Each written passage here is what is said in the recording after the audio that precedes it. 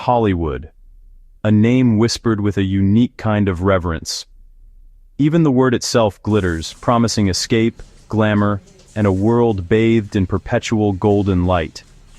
It conjures images of shimmering gowns that trail across polished marble floors, of impossibly handsome men with chiseled jaws and heroic smiles, and of women sculpted into goddesses by the unforgiving glare of the Klieg lights. These weren't just actors, they were archetypes, living embodiments of our deepest aspirations and desires. This was the Dream Factory, a sprawling, self-contained universe where fantasies were spun from celluloid. In an era of breadlines and battlefields, the studios didn't just sell movie tickets, they sold hope. For the price of a dime, audiences could leave their weary, war-torn world behind and step into a 2-hour fantasy of romance, adventure, and triumphant endings. At the heart of this empire was the studio system. Names like MGM, Paramount, and Warner Brothers weren't just production companies, they were kingdoms ruled by iron-fisted moguls. These men, the Louis B. Mayers and Jack Warners of the world, were the architects of the illusion, and they guarded it with absolute authority. They did not just make movies, they manufactured stars. This was an industrial process, as calculated as an assembly line.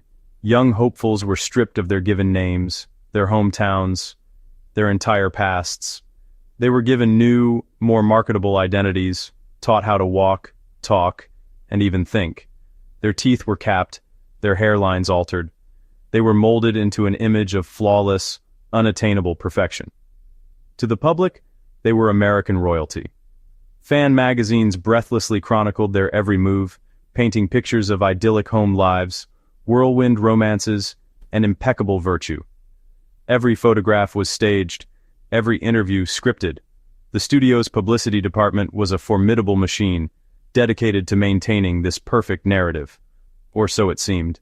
But behind the ornate gates of their Brentwood mansions and the towering walls of the studio lots, the reality was starkly different. The pressure to maintain that perfect facade was immense, a crushing, relentless burden. These were, after all, mere mortals tasked with playing gods, and the weight of divinity was heavy. The studios controlled everything. Morality clauses in their ironclad contracts dictated their public and private behavior. They were told who to date for the cameras, what to eat to maintain their figure, and which political opinions to hold. Their lives were not their own. They were assets, properties to be managed and protected. This constant, suffocating scrutiny inevitably created cracks in the carefully constructed facade. And through those cracks, the darkness that lurked beneath the surface began to seep in. The very tools used to create the illusion, the long hours, the demand for physical perfection, the emotional toll of living a lie, became the catalyst for their undoing. To cope, many turned to self-destruction. Addictions flourished in the shadows. Some were familiar: the bottle of whiskey hidden in a desk drawer, the amphetamines from studio doctors to get through a 20-hour workday, the barbiturates to come down from it. But other dependencies were more bizarre, specific, and deeply psychological. Compulsions born from a life lived entirely under a microscope.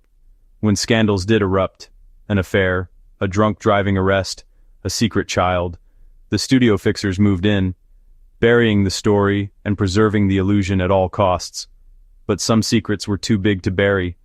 They were time bombs, ticking silently beneath the glossy surface of Hollywood's golden age. This is the story of one of the wildest, a secret so strange and so dark, it threatened to shatter the entire dream. Joan Crawford, self-made, fierce, the embodiment of glamour and grit.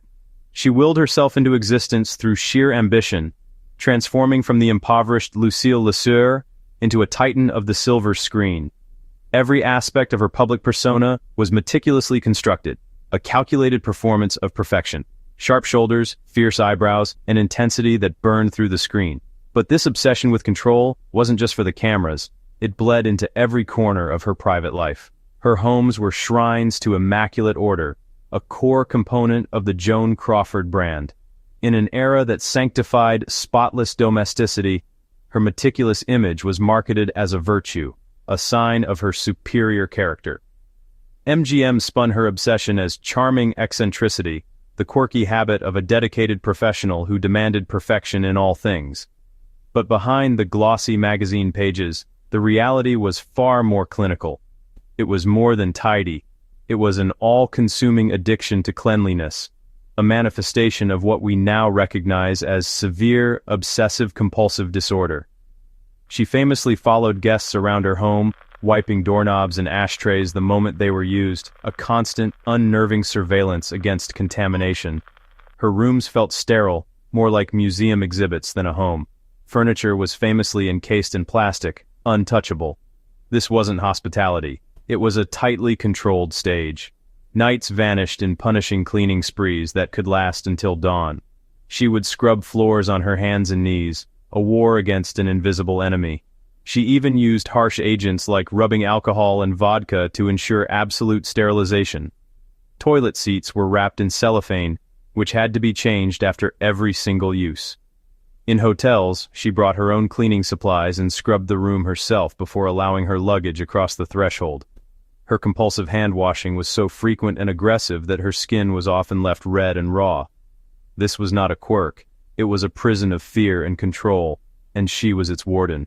These impossible standards were brutally imposed on her staff and, most tragically, on her adopted children.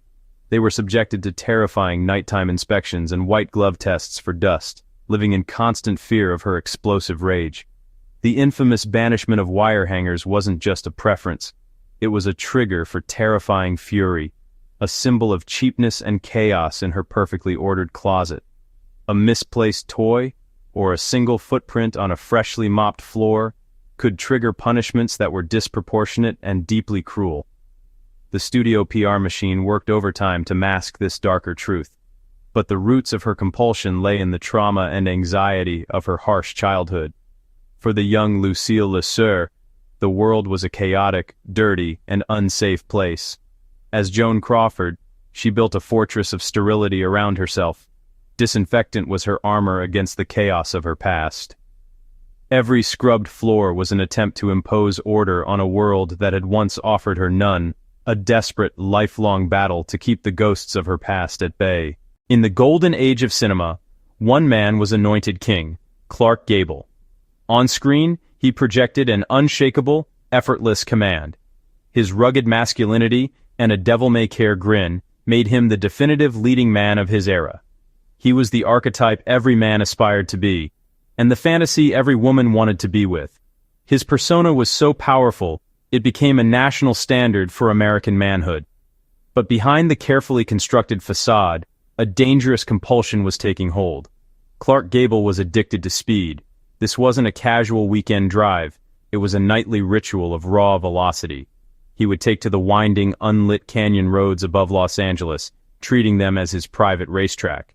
His prized possessions were some of the most powerful cars of the day, behemoths like the Duesenberg Model J and the sleek Jaguar XK120, which he pushed to their absolute mechanical limits. This was an era of heavy, unforgiving machines. Cars were built for power, not safety. Brakes were unreliable. Tires were prone to blowouts, and roads were often rough, uneven pavement. There were no seatbelts, no crumple zones, no guardrails on those treacherous canyon passes. For his studio, MGM, it was a terrifying liability. A single miscalculation could not only end the life of their biggest star, but also bankrupt the studio by halting a multi-million-dollar production in its tracks. So why take the risk? For Gable, the answer was control. In a life scrutinized by the public and managed by the studio, the driver's seat was the one place he was master of his fate. The intense focus required to navigate a corner at 90 miles per hour offered a purity of experience fame could never provide. This was a secret MGM was desperate to keep. The studio's powerful fixers cultivated relationships with the LAPD, ensuring tickets vanished and accidents were quashed. Publicly, Gable's obsession was expertly reframed. It wasn't an addiction, it was a refined automotive hobby, the pastime of a gentleman enthusiast, not a reckless thrill-seeker. Then, in 1942, tragedy struck. The love of his life, actress Carole Lombard, was killed in a plane crash. The loss shattered him. Grief didn't just fuel his addiction, it poured gasoline on the fire. Enlisting in the Army Air Forces, He flew 5 combat missions over Nazi Germany as a gunner on a B-17 Flying Fortress. These weren't safe publicity tours. He was in the thick of aerial combat. Many saw it as a death wish. Surviving the war did little to quell his demons. He drove harder, more desperately, chasing a ghost he could never outrun. Miraculously, the final, catastrophic crash never came. But the real damage was internal. The fame, the adoration, the title of king, none of it could fill the void within him. He felt most alive when he was closest to death. His life was a duality, public strength and private, high-octane oblivion, all maintained by a studio selling a myth. They protected the career, not the man. The scream of an engine became his only solace, the only escape from a life he could no longer control. Errol Flynn, the dashing prince, lived the swashbuckler he played. His name became synonymous with wild excess. Alcohol, narcotics, morphine, cocaine, sex, a non-stop pursuit of sensation. Hedonism was not a secret, it was his brand. Each scandal seemed to fuel his mystique. In 1942, Flynn was charged with statutory rape, career-ending stakes. Warner Brothers launched an aggressive campaign to cast him as the victim. Top legal firepower, and historians say, heavy-handed influence. He was acquitted, but the toll on psyche and career was permanent. The studio exploited the bad boy image while cleaning up the wreckage. Legend amplified. The man diminished. Hedonism became both costume and cage.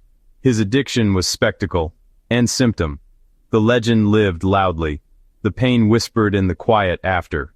These wild addictions were symptoms of a pressurized machine. Control, escape, sensation, different compulsions, same need. Godlike images met human limits. Studios created the myth and hid its cracks with publicists and fixers. Crawford's control on screen echoes the turmoil that fueled it. Gable's easy confidence shadows the man racing his demons. Flynn's charm shimmers over a relentless self-destruction. We remain fascinated because the myth is bright, and the shadow is human. The brightest lights cast the darkest shadows. In the end, the Dream Factory sold perfection, but behind it lived secrets, strange, shocking, and tragically real.